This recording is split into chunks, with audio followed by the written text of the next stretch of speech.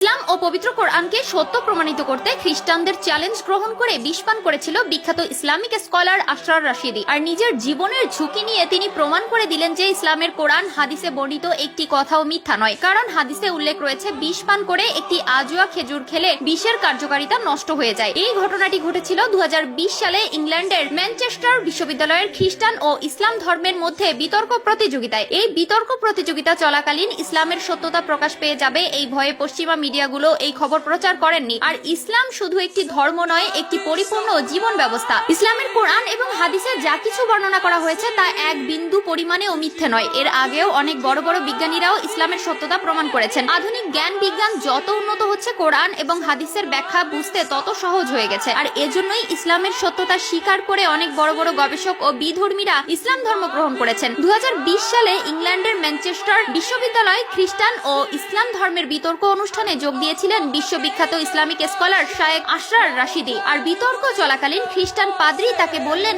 আপনাদের হাদিসে উল্লেখ রয়েছে বিষ পান করে একটি আজুয়া খেজুর খেলে বিষের কার্যকারিতা নষ্ট হয়ে যায়, তো এই কথার কি যুক্তি প্রমাণ রয়েছে আপনাদের কাছে? তাদের সামনে দেওয়া হলো এক বোতল বিষ। মুসলিমদের কাছে এমন প্রশ্ন ছুড়ে দেওয়ার কারণে কোনোভাবে তা হজম করতে পারেননি আশরার রাশিদি। আর আশরার রাশিদি নিজের জীবনের ঝুঁকি নিয়ে সেই বিষাক্ত বিষ পান করেন এবং একটি আজুয়া খেজুর খেয়ে নেন। আলহামদুলিল্লাহ, তার শরীরের বাহিরে ও ভিতরে এক বিন্দু পরিমাণেরও ক্ষতি হয়নি। কথায় আছে, রাখে আল্লাহ মারে কে। সেদিন এখানে উপস্থিত সকলেই অবাক হয়ে গিয়েছিলেন। আর কিভাবে সকলের সামনে বিষ পান করেও বেঁচে আছেন আশরার রাশিদি। তাহলে প্রিয় নবীর বর্ণিত হাদিস সম্পূর্ণ সত্য এবং ইসলাম ধর্ম পৃথিবীর মধ্যে সত্য ধর্ম, কিন্তু দুর্ভাগ্যবশত পশ্চিমা মিডিয়াগুলো এটির অপপ্রচার করেন, লুকিয়ে ফেলেন আসল তথ্য। কারণ তারা যদি এই খবরটি প্রচার করতেন, ইসলামের সত্যতা গোটা বিশ্ববাসীর কাছে স্পষ্ট হয়ে যেত। কিন্তু এই ভিডিওটি পোস্ট করা হয়েছিল ইসলাম প্রতিদিন নামক একটি ফেসবুক পেজে। 9 মার্চ 2020 সালে আপলোড করা ভিডিওটি 16 মার্চ পর্যন্ত 65,000 বার শেয়ার